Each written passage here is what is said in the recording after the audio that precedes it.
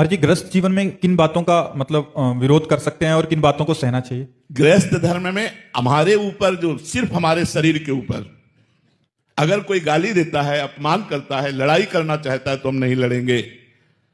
लेकिन हमारे परिवार के ऊपर, हमारी पत्नी के ऊपर, हमारे धर्म के ऊपर, हमारे राष्ट्र के ऊपर अगर बात आती है तो जितना हमारे में बल है उसका प्रयोग करेंगे, नहीं तो बड़े बल का, सरकार का सहयोग लेंगे और उसका विरोध करके उसको दबाएंगे, उसके अधर्म को रोकेंगे, उसकी बुरी चेष्टाओं का नाश करेंगे। अब ऐसा नहीं है कि जैसे मानो क्षमा शब्द हमारे लिए है, आप हमें गाली दे दो, आप हमें ऐसा।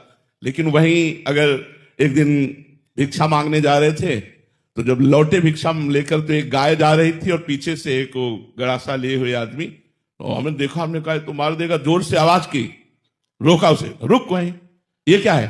तो उसने कहा हमारी ठेला में केला रखे हुए थे, ये हम कुछ लेने चले गए। हम कहा देखो, गाय का धर्म है अपना पेट भरना, वो ये नहीं जानती कि तुम बेचने वाले हो या क्या हो, उसको तो केवल अपना पेट भरना है। लेकिन आप इसे मार देते हैं, आप उसको ऐसे कैसे मार सकते हैं? और वो इस समय तो बहुत धैर्य से बोल रहे हैं, उस समय बिल्कुल क्रोध से बोल रहे थे, तभी वो रुका था जब क्रोध से बोले। उनका कितने रुपए तुम्हारे केले, अभी हम व्यवस्था कर देते हैं, आप ऐसा।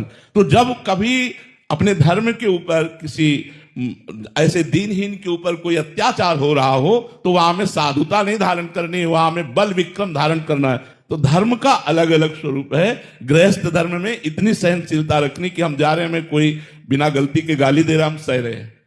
कोई झगड़ा करना चाहता है, हम बचा लेते हैं, अब अपने को बचा लेते हैं, नहीं करेंगे झगड़ा, और चार गाली दे दे सुन लेंगे। लेकिन धर्म के प्रति, परिवार के प्रति, इज्जत के प्रति, राष्ट्र के प्रति यदि कोई बात आवे तो मौन धारण करना अपराध है।